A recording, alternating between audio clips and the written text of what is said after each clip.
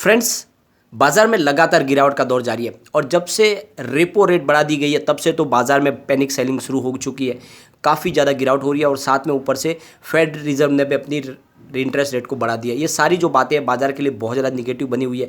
एक तरफ Russia Ukraine का युद्ध तो वैसे ही चालू है और आप देखोगे ये सारी जो रीज़न बन रही है उसकी वजह से बहुत ही ज़्यादा गिरावट का माहौल बना हुआ है। और सेंसेक्स अब कौन सी लो बनाएगी, लोगों के मन में यही सवाल उठ रहा है, क्या यहाँ से और गिरावट होगी, क्या यहाँ पे बाजार थम जाएगा या फिर बड़ी भयंकर गिरावट होगी, क्या पैनिक सेलिंग शुरू हो जाएगी। बहुत सारे सवाल हैं जिनके जवाब इस वीडियो के माध्यम से हम ढूंढने की कोशिश करेंगे। कुछ बड़ी अपडेट है जिनको भी डिस्कस करेंगे और मार्केट एक्सपर्ट की राय भी लेंगे, आगे क्या संभावना बन सकती है और हमें क्या स्ट्रेटेजी अपनानी चाहिए बाजार को लेकर। क्या इस समय हमें बाजार से दूर हो जाना चाहिए या फिर डिप में खरीदारी का मौका ढूंढना चाहिए। सारी बातों को जानेंगे इस वीडियो के माध्यम से। लेकिन फ्रेंड, उससे पहले अगर आप पहली बार हमारे चैनल पर आए तो चैनल को सब्सक्राइब कर दीजिए, एक बेल आइकॉन दबा दीजिए ताकि जब भी नया वीडियो बने पहला नोटिफिकेशन आपको मिले। वीडियो पसंद आए तो लाइक शेयर जरूर कीजिए। चलो फ्रेंड, वीडियो स्टार्ट करते हैं। मैं हूं आपका दोस्त एसबी दवे और हमारे अपने चैनल ऑनलाइन कमाई में आपका बहुत बहुत स्वागत है। बीएससी सेंसेक्स की बात करें तो 54,835 पर आ चुका है, जहां पे 866 पॉइंट की बड़ी गिरावट हुई थी फ्राइडे के दिन, करीब 1.56% गिरा। यहाँ पे देखोगे तो लगातार गिरावट जारी है और ऊपर के लेवल से करीब 6,000 पॉइंट की करेक्शन ऑलरेडी आ चुकी है, क्योंकि इसकी जो हाई बनी थी वो थी करीब 60,600 की पिछले दिनों अप्रैल महीने में ही आपको ये गिरावट देखने को मिली हमें और काफ़ी ज़्यादा गिरावट हो गई है। अब सबसे बड़ी बात है कि जो मार्केट एक्सपर्ट है जय बाला, उनका कहना है कि आने वाले समय में एनएससी निफ्टी 14,000 के अंक तक गिर सकता है। यानी आने वाले समय में बहुत बड़ी चिंता व्यक्त की है कि निफ्टी 14,000 तक भी आ सकता है। यहाँ पे सबसे बड़ी बात है कि शेयर बाजार में पिछले कई दिनों से उतार चढ़ाव जारी है और अब ये टेंशन होने लगी है कि क्या बाजार में और भी बड़ी गिरावट देखने को मिलेगी। जिस तरह से फार्मा और आईटी सेक्टर के शेयरों में गिरावट दिखाई दे रही है वो आगे जाके बहुत ज़्यादा गिरावट की संभावना बना सकती है। मेटल सेक्टर की कंपनियों के शेयर में भी डिप करेक्शन और आ सकता है। निफ्टी मेटल इंडेक्स फिलहाल 5,200 अंक गिरकर नीचे जा सकता है और मतलब निफ्टी मेटल इंडेक्स में 5,200 का स्तर भी हमें देखने को मिल सकता है। वास्तव में निफ्टी मेटल सेक्टर में एक बार तेजी आने के बाद फिर से बड़ा करेक्शन दर्ज किया जा सकता है। यहाँ पे एक्सपर्ट जय बाला ने कहा है कि शेयर बाजार के करेक्शन का दौर निफ्टी के 14,000 के अंक पर पहुँचने तक जारी रह सकता है। यानी आप देखोगे तो आने वाले समय में निफ्टी 50 में 14,000 का स्तर हमें देखने को मिल सकता है। सबसे बड़ी बात यह है कि जय बाला का कहना है कि पिछले अक्टूबर नवंबर से ही ये कहा जा रहा था कि शेयर बाजार में करेक्शन आ सकता है और फिलहाल मौजूदा दौर में ये करेक्शन आने की पूरी संभावना बन चुकी है। इस सिर्फ भारतीय बाजार के लिए नहीं, अमेरिकी शेयर बाजार में भी लगातार बहुत ज़बरदस्त गिरावट दर्ज की जा रही है, लगातार करेक्शन चल रहा है। अमेरिकी बाजार की बात करें तो उस समय कमजोरी के बाद भारतीय शेयर बाजार में उस वैसे ही असर भारतीय बाजार में भी पड़ सकता है। शेयर बाजार में पिछले हफ्ते करेक्शन के बाद अब थोड़ा सा सुधार भी दर्ज किया जा सकता है। हो सकता है कि मंडे को थोड़ा सा करेक्शन के बाद हमें तेज़ी देखने को मिले, लेकिन ये तेज़ी भी अस्थायी रहने वाली है। यहाँ पे हमें लगता है कि बड़ी तेज़ी बनने की संभावना फिलहाल अभी नहीं दिख रही है। S&P की बात करें तो यह 3,200 अंक तक पहुँच सकता है गिरकर, और भारत में अगर निफ्टी 50 की बात करें तो ये करेक्शन इसका खत्म होगा लगभग 14,000 अंक के आसपास। वास्तव में हो सकता है इससे थोड़ा नीचे भी जाए। क्या आने वाले समय पैनिक सेलिंग शुरू हो जाएगी? तो क्या अभी भारतीय बाजार में पैनिक सेलिंग तो शुरू नहीं हुई है, लेकिन आने वाले समय में अगर ऐसे ही माहौल रहा तो पैनिक सेलिंग भी शुरू हो सकती है, तो फिर बाजार में बड़ी गिरावट भी आ सकती है। आप देखोगे कि डाउ जोन्स में भी बड़ी गिरावट हुई थी फेड रिजर्व की मीटिंग के बाद में, और यहाँ पे देखोगे तो लगभग ये मामला अभी बहुत ज़्यादा गिरावट वाला बन रहा है और सुनने में आपको डर लग सकता है, लेकिन ये इमोशन पे काबू रख के शेयर बाज़ार में बने रहना होगा। और जिसके पास कैश है उनके लिए जुलाई अगस्त का महीना खरीदारी के हिसाब से शानदार हो सकता है। यानी आने वाले जुलाई अगस्त में आप फिर से खरीदारी कर पाएंगे। बाजार काफ़ी ज़्यादा करेक्ट हो चुका होगा और फिर एंट्री की जा सकती है। फिलहाल वेट एंड वॉच करना, नई एंट्री इस समय न करें। बाजार में बहुत ज़्यादा संभावनाएं निगेटिव बनी हुई है और इसलिए इस समय आपको बाजार से थोड़ा दूर हो जाना चाहिए और अगर चाहे तो डिप पे थोड़ी थोड़ी करके क्वालिटी स्टॉक में खरीदारी शुरू करें, बाकी एग्रेसिव खरीदारी बिल्कुल ना करें। सबसे बड़ी बात है कि आगे क्या संभावना बन रही है। मुद्रास्फीति, साथ में जो इंडस्ट्रियल उत्पादन के जो आंकड़े आएंगे उनका डेटा, फिर तिमाही की जो नतीजे आएंगे सामने, उनकी आय क्या है उनके डाटा, फिर इक्विटी बेंचमार्क की गति, ये सारी बातें हैं उसके ऊपर बाजार की दिशा निर्धारित होगी। अब बहुत सारे जो आंकड़े, आर्थिक आंकड़े भी आने हैं, उनकी घोषणा होगी। ये सारी बातों के ऊपर बाजार की निर्भरता है। फिलहाल सबसे बड़ी बात है कि अब इस समय सेंटीमेंट तो पूरे बिगड़े हुए, क्योंकि एफआई लगातार बाजार में सेलिंग कर रहे हैं अपने, बहुत ज़्यादा उनकी सेलिंग हो रही है लगातार पिछले कई दिनों से।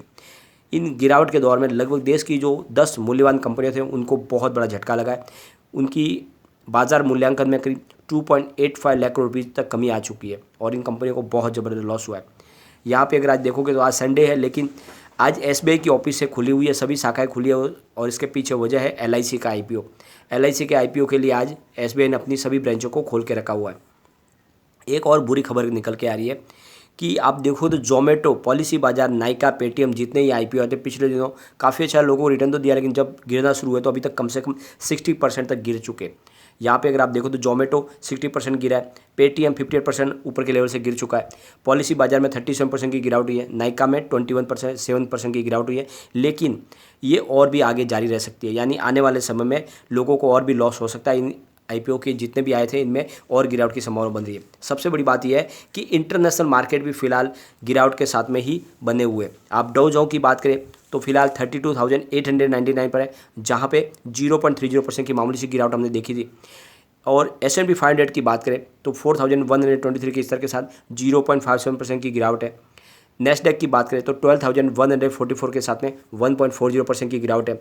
रजल 2000 इंडेक्स की बात करें तो 1839 पर 1.69% की गिरावट है। और XY की बात करें तो 1711 पर 3.07% अप पर है। तो लगभग बाज़ारों में गिरावट का दौर जारी है और करेक्शन अभी भी बाज़ार में रह सकता है। तो इस समय आपको बाज़ार में बहुत ही फूक फूक के कदम रखने हैं। आप देखोगे तो फ्राइडे के दिन लगभग सभी सेक्टरों में गिरावट थी। निफ्टी 50 आप देखोगे तो 1.63% गिरा था। निफ्टी नेक्स्ट 50 2.11% गिरा। निफ्टी 100 1.69% डाउन हुआ। निफ्टी 200 1.70% डाउन हुआ। निफ्टी 500 1.73% की गिरावट हुई। निफ्टी मिड कैप 50 में 1.88% की गिरावट हुई। निफ्टी मिड कैप 100 में 1.79% डाउन। निफ्टी स्मॉल कैप 100 2.53% यानी बड़ी गिरावट। और इंडिया वीएक्स 4.72% अपर था। निफ्टी मिड कैप 150 में 1.72% की गिरावट। निफ्टी स्मॉल कैप 50 में 2.40% की गिरावट और निफ्टी स्मॉल कैप 250 में 2.27% की गिरावट। निफ्टी मिड स्मॉल 400 में 1.89% की गिरावट। तो आप देखोगे कि जो सबसे बड़ी गिरावट है वो स्मॉल कैप में ही थी। स्मॉल कैप की धुलाई जबरदस्त हो रही है क्योंकि काफ़ी दिन से गिरावट जारी है और अब स्मॉल कैप गिरना शुरू हो चुके हैं। अब सेक्टरल इंडेक्स की बात करें तो निफ्टी बैंक में 1.82% की गिरावट थी। निफ्टी ऑटो में 1.75% की गिरावट। निफ्टी फाइनेंशियल सर्विस में 2.25% की बड़ी गिरावट। निफ्टी एफएमसीजी में 0.34% की मामूली सी गिरावट थी। निफ्टी आईटी में 2.27% की बड़ी गिरावट। निफ्टी मीडिया में 1.94% गिरावट। निफ्टी मेटल इंडेक्स 2.11% डाउन हुआ। निफ्टी फार्मा 1.44% गिरावट। निफ्टी पीएसयू बैंक में 0.52% की कम गिरावट थी, लेकिन निफ्टी प्राइवेट बैंक में 2.18% की बड़ी गिरावट और निफ्टी रियलिटी में लगभग 3.56% टूटा। तो सबसे ज़्यादा गिरावट हुई है वो निफ्टी रियलिटी में, बहुत ही ज़बरदस्त करीब 3.5% की बड़ी गिरावट और काफ़ी दिन से धुलाई हो रही है। अब यहाँ पे देखो कि ये जो गिरावट का दौर जारी है ये है सब एफआई की वजह से। एफआई बहुत ज़्यादा बिकवाली कर रही है। अगर आप 5 तारीख के देखोगे गुरुवार के दिन तो इन्होंने करीब 5,293 करोड़ रुपये का नया निवेश किया, लेकिन सामने 7,368 करोड़ रुपये की बिकवाली कर दी। तो इस तरह उन्होंने 2,074 करोड़ रुपये की बिकवाली की है गुरुवार के दिन। सामने हमारे डीआई ने बाजार को संभालने की कोशिश की। इन्होंने 7,111 करोड़ रुपये की नई खरीदारी की और सामने 4,882 करोड़ रुपये की बिकवाली की। तो इस तरह से उन्होंने 2,229 करोड़ रुपये का नया खरीदारी की। तो ये बैलेंस बन गया कि दोनों की वजह से। लेकिन अगर हम फ्राइडे के आंकड़े देखें तो फ्राइडे को एफआईआई ने करीब 4,525 करोड़ रुपये का निवेश किया, लेकिन सामने करीब उन्होंने 10,042 करोड़ रुपये की बिकवाली कर दी। तो इस तरह से उनकी जो बिकवाली हुई वो है बहुत बड़ी, 5,517 करोड़ रुपये की। ये बहुत भारी अमाउंट है। और सामने डीआई ने करीब 8,522 करोड़ रुपये का नया निवेश किया और 5,570 करोड़ रुपये की बिकवाली की। तो इस तरह से देखो तो अब 3,014 करोड़ रुपये का उनका नया निवेश हुआ। लेकिन डीआई की खरीदारी के सामने बिकवाई एफआई की बहुत ज़्यादा भारी हो चुकी है और इसी वजह से गिरावट का माहौल बना हुआ है। अब निफ्टी 50 की अगर बात करें तो फिलहाल स्तर 16,411 पर है। अब गिरावट में ये कहाँ तक जा सकता है तो इसके लिए बात पिवट लेवल को चेक कर लेते हैं। तो यहाँ से और गिरावट होती है तो 16,340 का फर्स्ट सपोर्ट है। ये सपोर्ट अगर टूटा तो 16,268 का स्तर देखने को मिल सकता है और वहाँ तक नहीं रुका तो फिर 16,196 तक भी जा सकता है। तो बड़ी गिरावट की संभावना बन रही है। लेकिन अगर पॉजिटिव माहौल बना तो 16,483 का फर्स्ट रेजिस्टेंस है, इसको ब्रेक किया तो फिर 16,555 तक जा सकता है और वहाँ तक अगर निफ्टी फिफ्टी पहुँच गया तो फिर 16,626 तक भी जा सकता है। तो तेज़ी बनी तो आपको 16,626 का स्तर देखने को मिल सकता है।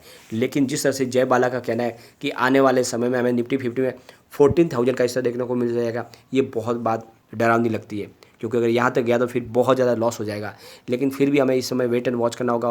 बाजार के सेंटीमेंट बहुत बिगड़े हुए, तो इस समय आपको डिप में क्वालिटी स्टॉक में थोड़ा थोड़ा खरीदारी करनी चाहिए। एग्रेसिव खरीदारी ना करें।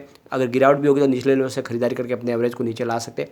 और यहाँ पे आपका सिर्फ नजरिया लॉन्ग टर्म का होना चाहिए। शॉर्ट टर्म के इन्वेस्टमेंट के लिए बिल्कुल अभी समय बचे, क्योंकि बाजार का डायरेक्शन फिलहाल कोई भी प्रेडिक्ट बिल्कुल नहीं कर पाएगा। लेकिन फ्रेंड, कोई भी इन्वेस्टमेंट करने से पहले अपने फाइनेंशियल एडवाइजर से एडवाइस ले ले या अपना खुद का रिसर्च करें, क्योंकि मैंने वीडियो आपके एजुकेशनल पर्पज़ के लिए ही बनाया। वीडियो पसंद आए तो लाइक शेयर जरूर कीजिए और चैनल को सब्सक्राइब कर दीजिए। Thank you friend.